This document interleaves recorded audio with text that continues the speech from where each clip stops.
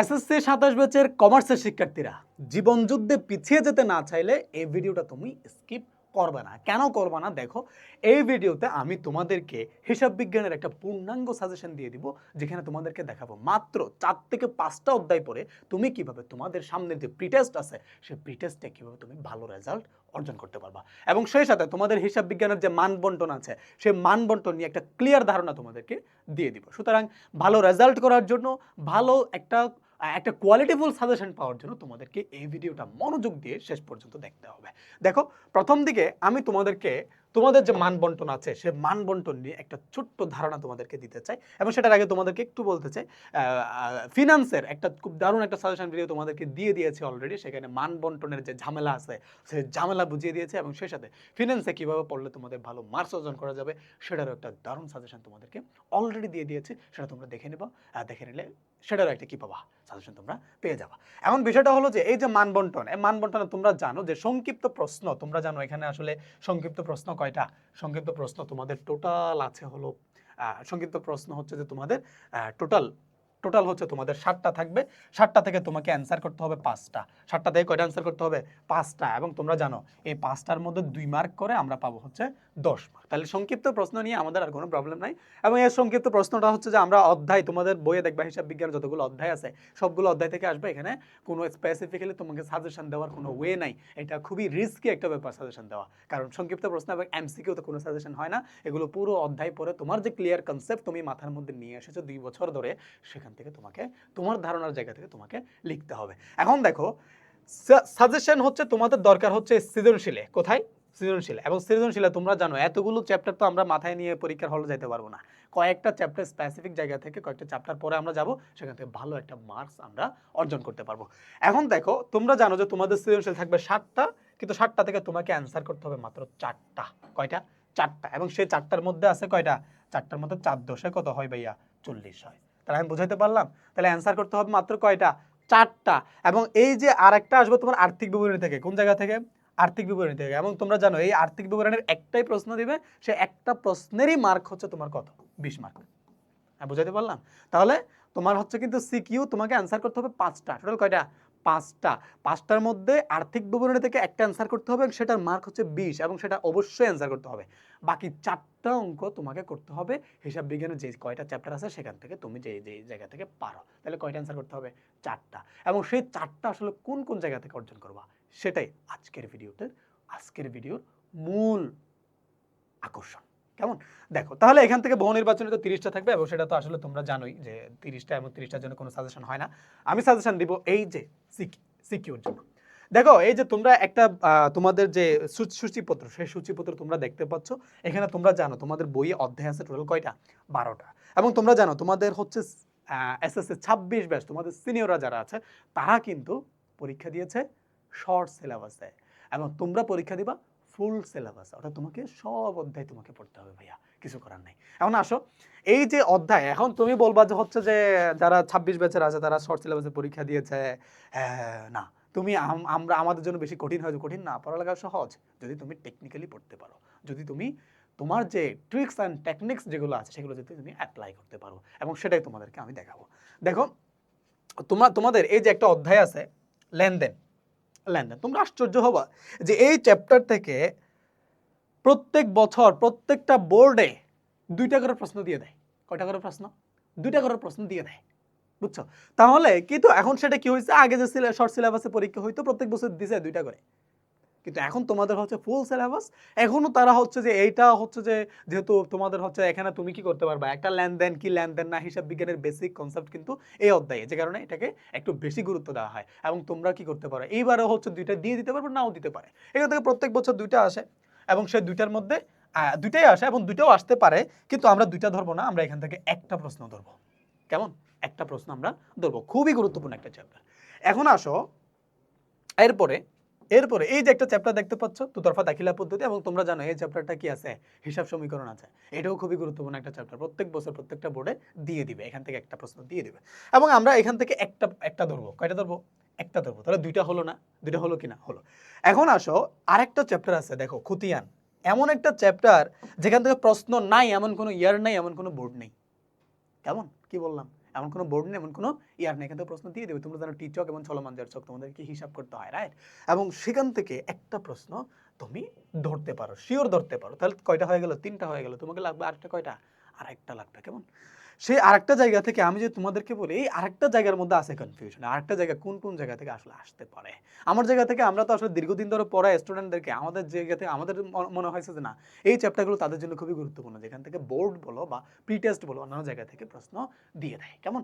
এখন দেখো যে এই যে আরেকটা প্রশ্ন, সেই আরেকটা প্রশ্ন তোমার কি হইতে পারে? আরেকটা প্রশ্নের জন্য যদি ভাইয়া আমি তোমাদেরকে এই চ্যাপ্টারটা দাগিয়ে দিই, কোনটা? এই যে এই চ্যাপ্টারটা দাগিয়ে দিই, এখান থেকে একটা প্রশ্ন আসতে পারে। কিন্তু দেখো অনিশ্চিত, সবকিছু কি অনিশ্চিত। আমরা তোমাকে দাগিয়ে দিলাম কোনটা? এই যে রেওয়ামিল চ্যাপ্টারটা। তাহলে 4টা জায়গা থেকে 4টা প্রশ্ন তোমাদের হয়ে যাচ্ছে। কিন্তু প্রশ্ন কিন্তু 4টা না, প্রশ্ন আসবে কয়টা? 7টা। তোমার হচ্ছে আর্থিক বিবরণী ছাড়া 7টা থাকবে, সেই 7টা থেকে তোমাকে একটা অ্যান্সার, 4টা অ্যান্সার করতে হবে। কয়টা? 4টা অ্যান্সার করতে হবে।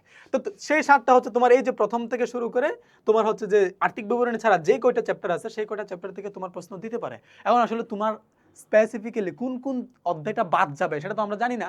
কোন কোন অধ্যায়গুলোকে আমরা গুরুত্ব দিব সেটা হচ্ছে আমাদের সাজেশনের মূল বিষয়। এখন দেখো আমরা হচ্ছে 2 এবং 3, এই যে 7 নম্বর অধ্যায়টা, 9 নম্বর অধ্যায়টা আমরা ধরলাম 4টা প্রশ্নের জন্য। কিন্তু দেখো সবকিছু অনিশ্চিত। এই 4টা অধ্যায়কে তুমি গুরুত্ব দিবা, কিন্তু অন্য অধ্যায়গুলোকে বাদ দেওয়া যাবে না। অন্য অধ্যায়ে কি করতে হবে? তুমি ধরো এগুলোকে তুমি 3 স্টারে গুরুত্ব দিলা, 3 স্টারে গুরুত্ব দিলে বাকিগুলোকে 2 স্টারে গুরুত্ব দিতে হবে। ঠিক আছে? আর কতগুলো আছে 1 স্টারে গুরুত্ব দিতে হবে, আর কতগুলো আছে বাদই দিয়ে দিবা। আর কতগুলো আছে কি করবা? বাদ দিয়ে দিবে। এরকম কোন চ্যাপ্টারটা আছে? যেমন এই চ্যাপ্টারটা সিকিউর জন্য আসবে না, কোনোদিন আসে নাই, আসবেও না। এই চ্যাপ্টার থেকে এমসিকিউ আসবে, এটা তোমরা এমসিকিউর জন্য পড়বা, এটা বাদ। বুঝছো? তাহলে এটা বাদ। তাহলে 2 স্টারের জন্য ভাইয়া কোন কোনগুলো একটু গুরুত্ব দিবে সেটা একটু তোমাদেরকে বলি, যেগুলো আসলে সিকিউর জন্য আসতে পারে। 3 স্টারের জন্য তো তোমাদেরকে 4টা ধরে দিলাম, এই 4টা হচ্ছে 3 স্টার, এবং এগুলো থেকে তোমরা পরীক্ষায় যাওয়ার আগে এই চ্যাপ্টার তোমাকে মাথার ভেতরে সুন্দর করে তুমি মাথার মধ্যে এটা দিয়ে দিবা যে না, এই 4টা অধ্যায় থেকে আমি প্রশ্ন আগে দেখবো, দেখার সাথে সাথে সেখানে আমি দেখবো যে আমি যে 4টা অধ্যায় থেকে অ্যান্সার করবো সেই 4টা অধ্যায়ের অঙ্ক এখানে আছে কিনা। যদি দেখো আছে, শুরু করে দাও। কিন্তু দেখবা আগে একটু পরে দেখবা গ নাম্বার সবগুলোতে আমি মার্কস অর্জন করতে পারবো কি পারবো না। বুঝতে পারছো? Okay fine. তাহলে এই 4টা চ্যাপ্টার তোমাদেরকে আমি দাগিয়ে দিলাম। তোমাদের প্রায় 12টা চ্যাপ্টার আছে। 12টা চ্যাপ্টারের মধ্যে এই 4টা চ্যাপ্টারকে তোমরা 4টা সিকিউর জন্য একদম ফোকাসড। বুঝছো? এখন আসো 2 স্টারে গুরুত্ব দিবা কোনটা। আমি তোমাদেরকে যদি বলি এই যে এই যে 3টা অধ্যায় আছে না, এই 3টা অধ্যায় থেকে আমি ড্যাম শিওর আমি বলতে পারি যেগুলো থেকে একটা করে প্রশ্ন দিবে 100% তোমরা পাবা। বুঝতে পারো? এরপরে এটা থেকে আমি অতটা খুব একটা শিওরিটি দিতে পারি না, কারণ এখান থেকে আসলে এটা হচ্ছে যে এখান থেকে প্রশ্ন আসলে অনেক সময় অনেকগুলো বোর্ডে আসে না। কিন্তু তোমরা কি করবা? এখানে আসলে গুরুত্ব দিবা। এখন আসো একটু 2 স্টারে গুরুত্ব দিবা কোনগুলোতে, একটু কম গুরুত্ব দিলেও চলে এরকম কোন কোন অধ্যায়গুলো আছে। দেখো যে এই যে মূলধন, এটাকে আমি এই কালারটা ইউজ করতেছি। এই যে এটা তুমি কি করো? এটাকে একটু গুরুত্ব দাও। মূলধন ও মুনাফা জাতীয় লেনদেন, এটাকে একটু গুরুত্ব দাও। খুবই সহজ একটা চ্যাপ্টার, আসতে পারে।